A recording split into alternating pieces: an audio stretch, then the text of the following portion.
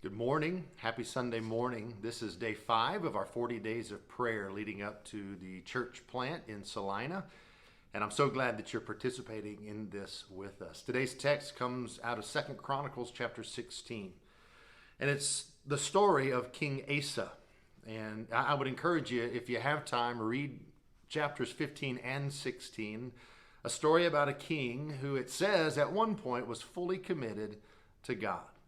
In fact, in chapter 15, verse 2, God makes a promise to King Asa, and he says, the Lord will stay with you as long as you stay with him. Whenever you seek him, you'll find him. But if you abandon him, he'll abandon you. And what we see is that for most of King Asa's life, he was fully committed in his heart to God. He did the things God wanted him to do, and God blessed him. In fact, he blessed him in times of battle. God would defeat the enemy and take away people who were threats against Asa. And as long as Asa was committed to God, God blessed him.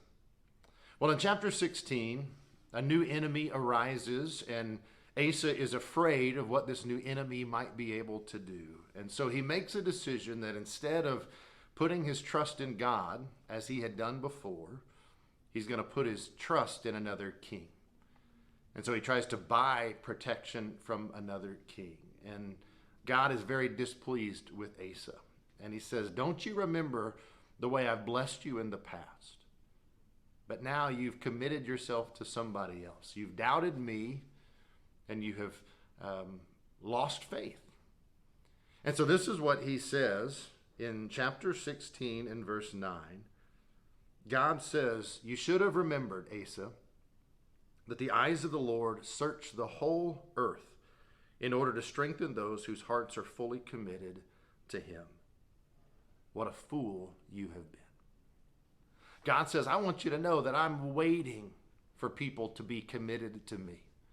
And when we say God is waiting, it's not that he's waiting like we might wait for an alert on our phone that, hey, so-and-so is committed. No, God says, I am on the edge of my seat looking for somebody whose heart is committed to me. And when that happens, I move to bless them.